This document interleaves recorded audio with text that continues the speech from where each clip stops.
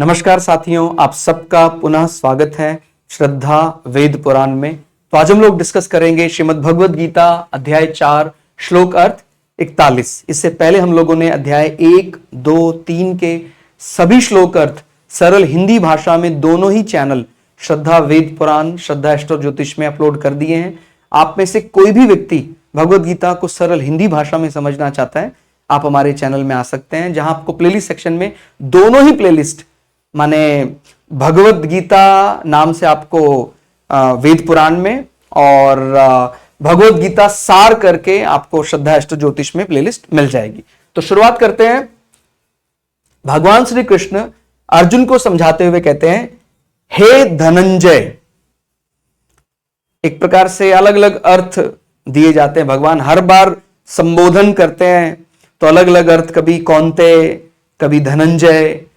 तो धनंजय यानी जिसने इस संसार के सभी अर्थों को जीत लिया है, लेकिन उस अर्थ का, उस धन का अपने लिए प्रयोग ना करके धर्म की आज्ञा में उसको लगाया। माने धर्मराज युधिष्ठिर के छोटे भाई अर्जुन, और अर्जुन में बलाबल की कोई कमी नहीं है, सारे अस्त्र शस्त्र उनको प्राप्त हैं, पाशुपात जैसे महान अस्त्र भी उनके पास हैं, लेकिन उन्होंने किसी भी अस्त्र शस्त्र का प्रयोग अपने व्यक्तिगत सुख के लिए, अपने व्यक्तिगत लाभ के लिए नहीं किया है।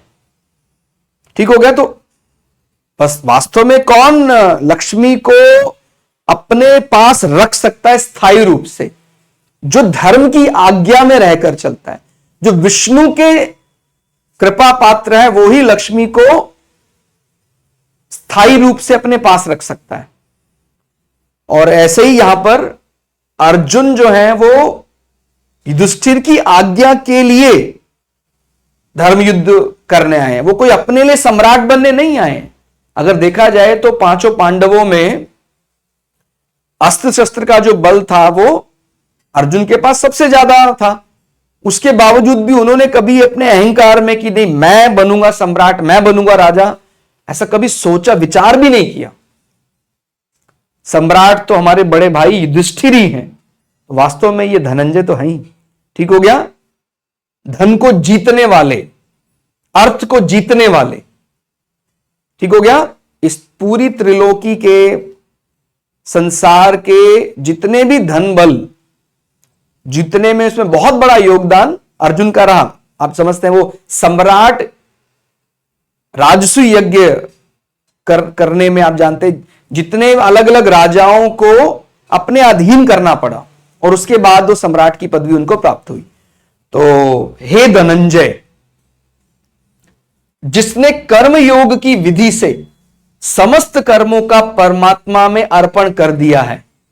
तो भगवान पहले ही चौथे अध्याय में कर्म योग सिद्धांत के बारे में बता चुके हैं। कई श्लोक अर्थ में आप पढ़ेंगे कि कर्म करना है और पूरे अनुशासित होकर करना है, लेकिन वो आप कर्म का जो फल है उसको कहीं ना कहीं प्रकृति के साथ जोड़ दीजिए। ठीक हो गया। परमात्मा के लिए जोड़ दीजिए। अगर अपने लिए रखेंगे तो वो सीमित फल देगा, और जब वो परमात्मा के लिए, प्रकृति के लिए रख देंगे तो वो असीमित फल देगा। तो कर्म योग कह लें, या मेरा हर कर्म अकर्म है, मुझे मेरी अपनी बुद्धि से मैं उसका कोई ऐसा फल एक्सपेक्ट नहीं कर रहा हूं। अगर मैं उसको कर्म योग सिद्धांत के जरिए कर रहा हूं तो अनंत फल देगा, और अनंत का मतलब मुझे वो अनंत में मिला देगा।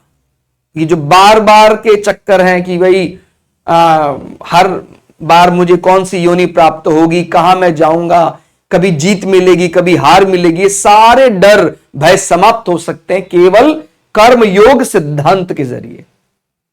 कर्म तो आदमी करता ही है, मैं जीत जाऊंगा, वो जीत जाता है, फिर दोबारा कर्म करता है, हार जाता है, वो चलता ही रहता है चक्कर। लेकिन अगर वो कर्म योग सिद्धांत सीख ले तो फिर उसका वो कर्म उसको सदा के लिए मुक्त कर देगा। ठीक हो गया। तो जिसने कर्म योग की विधि से समस्त कर्मों का परमात्मा में अर्पण कर दिया है। ठीक हो गया। प्रभु मैं पूरी, कोई कोताही नहीं करनी है मुझे।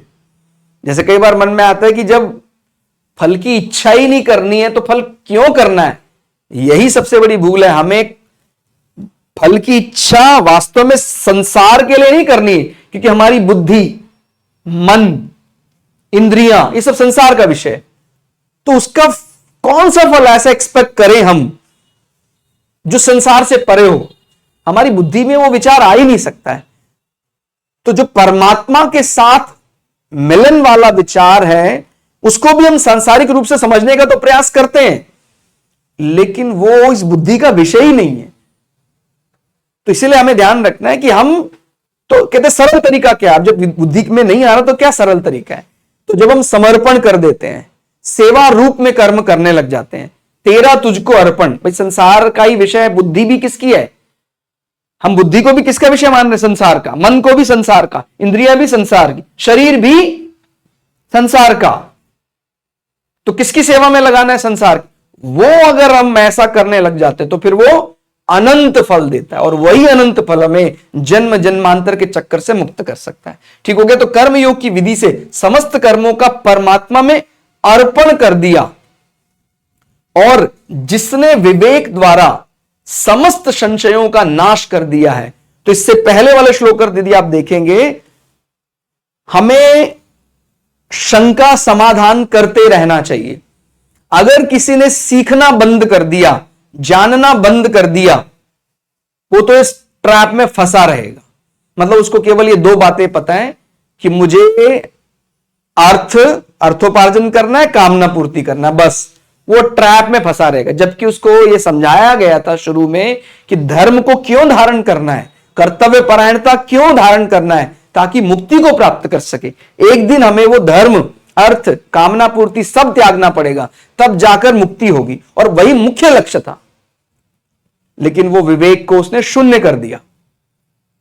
कोई ऐसी बात जहां होती है, जहां अध्यात्म चिंतन की बात, शास्त्रों की बात होती है, वो व्यक्ति वहां से बचने की कोशिश करता है। कहते नहीं नहीं, ये सब बेकार की बात है, मुझे तो केवल अर्थ और कामना पूर्ति तक ही रहना है, मुझे तो बस ये अर्जित धन तक ही सीमित रहना है। ठीक हो गया? तो ये ध्यान रखना है कि हमारी प्रवृत्ति सदा विवेक को बढ़ाने वाली होनी चाहिए। वो हमारा एक जजमेंट जागृत रहे, ताकि हम सही और गलत का सही निर्णय ले सकें। और अपने आप को कभी ऐसा ना बनाएं, चाहे आपके पास कितना भी ज्ञान हो, क्योंकि भगवत गीता में आगे अब आएगा, आपने यदि सारे वेदों का, पुराणों का, उपनिषदों का अध्ययन कर लिया, तभी भी वो उस महाज्ञान के सामने महासागर की कुछ बूंदों के समान है। तो हमेशा ही वो प्रवृत्ति रखें कि नहीं, मुझे कितना भी आता है फिर भी मुझे कम आता है। तो जब ऐसी प्रवृत्ति रखेंगे तो ही हम किसी गुरु से अपनी संशय का समाधान कर सकते हैं, उसका निराकरण कर सकते हैं। ऐसी प्रवृत्ति होगी तो वो कर सकता है, माने उसके अंदर स्वाभाविक रूप से यदि ऐसा उसका प्रवृत्ति है तो उसके अंदर धैर्य है, उसके अंदर श्रद्धा है, और धैर्य और श्रद्धा यदि है तो उसका काम बहुत सरल हो जाएगा। और अगर उसके मन में कहीं अहंकार आ गया, क्योंकि इसी को तो मिटाना है, मैं इसको बहुत सरलता से, माने श्रद्धा और धैर्य कहीं ना कहीं भक्ति योग का मार्ग बनाने लग जाते हैं। ठीक हो गया? तो हमेशा ही ये ध्यान रखना है कि किसी के नीचे बैठकर बड़ी विनम्रता के साथ सीखने की भावना हमेशा रखनी है कि प्रभु मुझे भी कोई सिखा दे। चाहे मुझे अपनी बुद्धि के अनुसार कभी कभी ऐसा प्रतीत होता है कि मुझे तो बहुत ज्ञान आता है, लेकिन जब भी ऐसा मौका मिले, सामने कोई महापुरुष हैं, तुरंत विनम्रता के साथ उनके चरणों में बैठ जाइए। तो विवेक द्वारा समस्त संशयों का नाश कर दिया है। ऐसे वश में किए हुए अंतःकरण वाले पुरुष को कर्म नहीं बांधते हैं। ठीक हो गया? तो इससे पुराने वाले श्लोकों में जब आप जाएंगे तो वहां पर और भी गूढ़ अर्थ समझ में आएगा कि अंतःकरण वाले। भाई हम अगर पूरी तरह से बहिर्मुखी हो जाएं, संसार ही एकमात्र सत्य है, जिस प्रकार उपनिषदों में भी वाक्य आता है कि भाई वास्तविकता क्या है, भाई आत्मा को पहचानना है, यही हमारा वास्तविक लक्ष्य है। और कहीं जरा भी गड़बड़ हो गई तो फिर संसार का सुख ही या शरीर का सुख ही सबसे बड़ा सुख है, ऐसा मान लिया जाता है। और अगर ऐसा मान लिया, बहुत बड़ा अनर्थ हो गया, वहीं फंस के रह जाएंगे। हर दिन हम अपने शरीर को सजाने के लिए, संवारने के लिए, स्वस्थ रखने के लिए, खुश रखने के लिए पता नहीं कितने प्रयास करते हैं और वो सब विफल हो जाते हैं। कोई भी कर्म ऐसा है ही नहीं इस संसार का जो सदा के लिए रहे, तो इसका मतलब वो सब निरर्थक है, बेकार के। हमें तो वो कर्म करना है जिस कर्म को करने के बाद हमें स्थायी सुख प्राप्त हो जाए। तो मुक्ति जो है, मुक्ति के लिए हमें संसार से परे जाने का विचार करना है और उसके लिए हमें माने आत्मावलोकन करना है, ध्यान करना है। तो ये अंतःकरण में झांकना है किस प्रकार। अगर केवल बहिर्मुखी हो जाएंगे, संसार में जम प्लस माइनस करते रहेंगे, हालांकि संसार को छोड़ना है, लेकिन संसार को छोड़ने के लिए कर्तव्यबद्ध होकर कर्म भी करना है। यह ध्यान रखना है कि संसार को छोड़ने का मतलब यह नहीं कि अब मुझे कोई काम मिला है, मुझे कोई ड्यूटी मिली है, वो ड्यूटी छोड़कर मैं भाग जाऊं और बोलूं मैं तो जंगल में तप कर दूं। इसी बात को लेकर भगवान ने भी अर्जुन को कई बार सावधान किया। अर्जुन के मन में भी विचार आया कि भाई जब आप कह रहे हैं कि अंततो गत्वा, संसार तो माया है, उसको त्यागना है, लेकिन भगवान ने उसको सावधान किया कि नहीं, युद्ध में जो तेरी भावना है, निस्वार्थ होकर युद्ध भी कर रहा है तू बड़े भाई की आज्ञा के लिए, तो तुझे युद्ध का कोई दोष नहीं लगेगा। और अगर तू अब अपने कर्तव्य पथ से भाग गया तो तुझे महान दोष लगेगा। तो इसलिए ध्यान रखना है कि अंतःकरण माने हमें संसार के अनुशासन को बनाए रखना है, लेकिन यह जरूर ध्यान रखना है एक दिन इस माया और रूपी संसार को त्यागना पड़ेगा। तो ऐसे पुरुष को कर्म नहीं बांधते, ऐसे व्यक्ति को फिर कर्म जो है वो माने कर्म बंधन परेशान नहीं करते हैं। इसके सरल अर्थ के लिए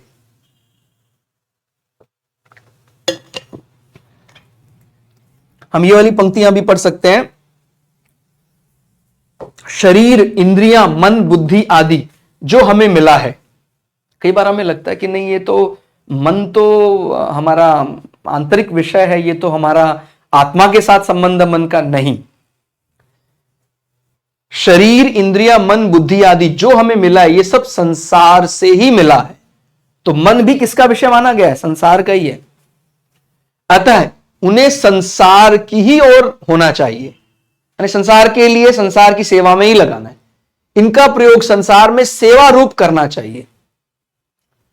अपने लिए कोई भी कर्म ना करने से कर्म योगी का संपूर्ण कर्मों से संबंध विच्छेद हो जाता। माने ये जो कर्म मैं कर रहा हूं, हालांकि कहीं ना कहीं मुक्ति उस जीव को ही प्राप्त हो रही है, लेकिन अपने लिए का अर्थ है कि वो सांसारिक दृष्टि से जो मैंने डेफिनेशन बनाई है, मैं कौन हूं, ये डेफिनेशन पारलौकिक विषय के लिए कहें या आत्मा के विषय के लिए अपर्याप्त है।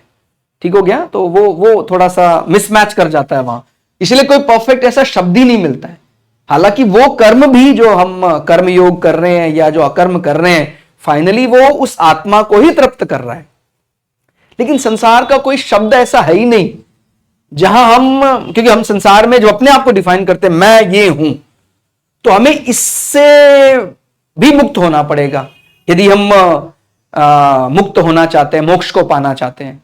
ठीक हो गया? तो ये कर्म ना, माने इस शरीर के लिए, शरीर रूपी जिसको हम माने बैठे हैं कि ये मेरा शरीर है, इस शरीर के लिए कर्म ना करने से कर्मयोगी का संपूर्ण कर्मों से संबंध विच्छेद हो जाता है।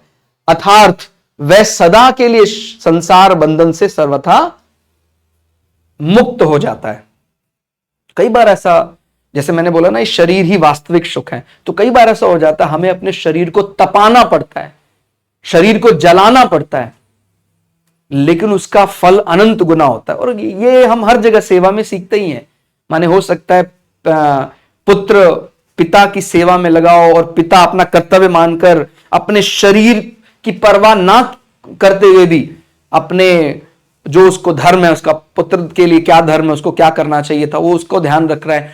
तो वो जो अनुशासन है, वो जो शरीर को तपाना है, सांसारिक दृष्टि से वो शरीर को त्रास देना जैसा लग सकता है, लेकिन वो ही छोटे छोटे अनुशासन है जो हम कर्मयोग सिद्धांत में जिनका अनुसरण करते हैं। ठीक हो गया? माने वो निष्काम होकर करना है, उसमें कोई ऐसी चाह भी नहीं रखनी है। हालांकि इनमें भी हम कई दफा चाह रखते हैं कि मैंने जो किया है आप मुझे रिवर्ट करना, ऐसा नहीं। मैंने जो किया है मैंने अपना कर्तव्य समझ के किया है। अब वो परमात्मा के ऊपर है, वो देता है नहीं देता है, कैसे देता है, लेकिन मैंने अपने अनुशासन में कोई कोर कसर नहीं छोड़ी है। तो निष्काम पूर्वक केवल सेवा के लिए कर्म करने से ही कर्मों के साथ संबंध विच्छेद हो जाता है। इससे सिद्ध होता है कि अपना कल्याण दूसरों के लिए कर्म करने से ही होता है, अपने लिए कर्म करने से नहीं होता। हालांकि ये जब जैसे दूसरों की बात आ जाती है तो फिर ये भी एक प्रकार का सांसारिक शब्द है, क्योंकि कोई और शब्द यहां फिट ही नहीं हो सकता है।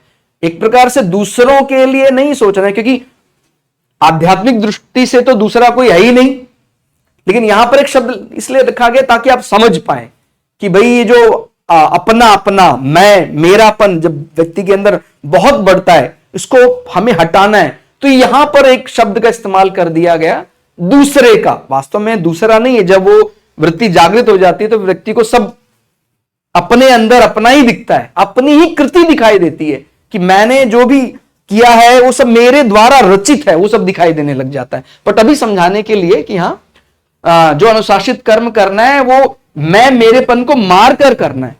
तो दूसरों के कर्म माने दूसरों की सेवा रूप में करना है, संसार की सेवा रूप में करना है, जबकि वास्तव में संसार भी समझ में आता है एक समय पर कि वो मेरी ही कृति है। तो मैं और दूसरा वो समाप्ति हो जाता है। फिर भी अभी समझाने के लिए बात रखी गई है, कर्म स्वरूप से बंधन कारक नहीं है। कर्म जो है वो उस पर तो अनुशासन है, वो कर्म करना है। कर्मों में फल इच्छा, इसकी इच्छा क्या होगी, इससे क्या मिल जाएगा, ममता, आसक्ति और कर्तव्याभिमान, मैं बहुत उच्च दर्जे का कर्म करता हूं, ही बांधने वाला है। भगवान श्री राम के हनुमान जी परम भक्त हैं और सारे काम करने में सक्षम है। वो सब कुछ कर भी सकते हैं, वो युद्ध अकेले ही जीत सकते हैं, लेकिन कभी भी उनको लेश मात्र भी अभिमान नहीं है। हर बार यही बोलते हैं कि मैंने कुछ नहीं किया, मेरे प्रभु श्री राम ने किया है। तो यदि ऐसा ही कोई भक्त करता है कि नहीं प्रभु मेरी तो कोई बिसात नहीं है आपके सामने, जो किया है प्रभु आपने ही किया, आपने ही करवाया है, तो उससे कर्तव्य अभिमान शून्य हो जाता है। नहीं तो कई बार ये अभिमान हो जाता है, मेरे जैसा अनुशासित कर्म तो कोई कर ही नहीं सकता है। ठीक हो गया? तो आज के लिए इतना ही, मिलते हैं अगली वीडियो में। तब तक के लिए जय श्री भगु पराशरा, जय श्री शुक्राचार्य, नमस्कार।